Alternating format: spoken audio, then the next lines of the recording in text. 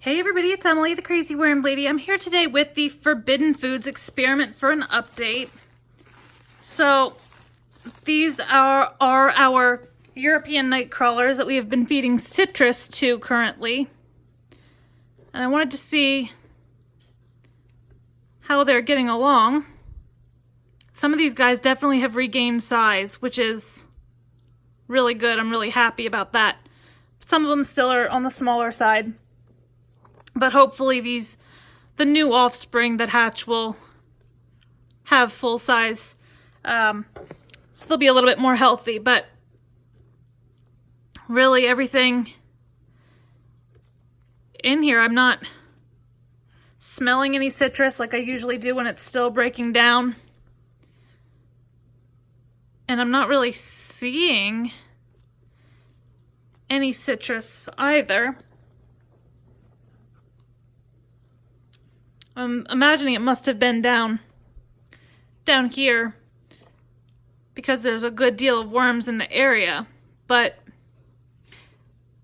they definitely don't have like any obvious signs of food over there. Let me look over on this side. The moisture is really nice in here.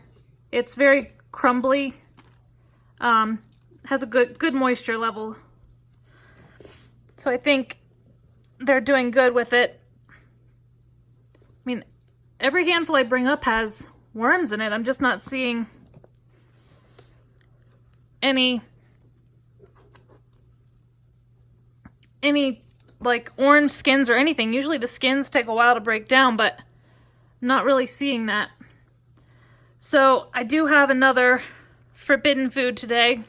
Wasn't really planning on doing this one, but I don't know. It struck me the other day. I was about to throw it in the trash and I decided we would give it a shot. This might be my dumbest decision yet, but we will have to find out. So I'm going to dig a hole in the middle there. I'm going to add some dry bedding. The feeding that I'm putting in here, some of it is still partially frozen because I tossed it in the freezer. But some of it is not, but I want to make sure that the worms are protected from the cold. And I'm gonna lay down a little bit of my dry mix. Wondering if you guys can guess what this feeding is. It's definitely not one that came up that I can recall in people's suggestions. It just happened to be something I had, so I figured why not give it a try. So that's the mix: the neem cake, kelp meal, diatomaceous earth, and oyster shell.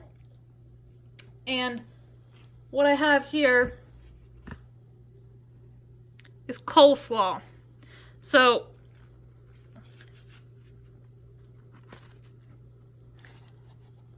that's been in my fridge for a while.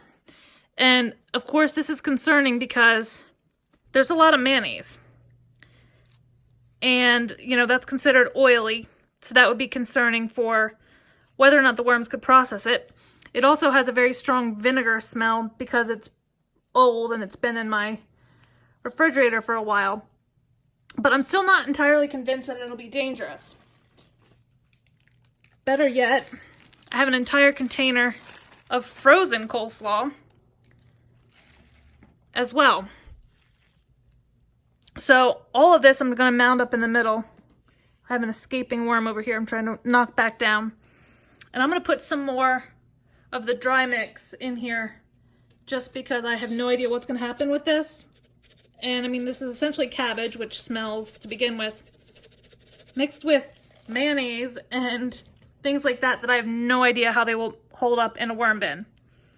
What I like about this is that there's plenty of area to the left, to the right, all the way around the edges that they can escape.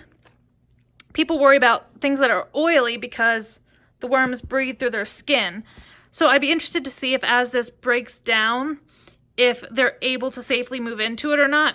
So I might catch a lot of flack for even trying this because there is an off chance that it might bother some of the worms, but I'm hoping that it doesn't, and I am providing plenty of area all the way around for them to escape to if they need a safe zone, if they feel like something's not suitable. But this will definitely be a first time I've ever put anything like this in a worm bin. You know, even salad dressings and things, I usually rinse off greens before putting them into my bin. So only time will tell what happens, but I think this will be interesting if nothing else. And I do think that the worms will be able to escape, and if they're not happy, they'll go over to the sides and we can pull it out next week. But that is a really healthy feeding of coleslaw. So I don't know. Either they're going to devour it and surprise us all, or they might just completely leave it alone because of the oils. So let me know what you think. How do you think the worms are going to handle this?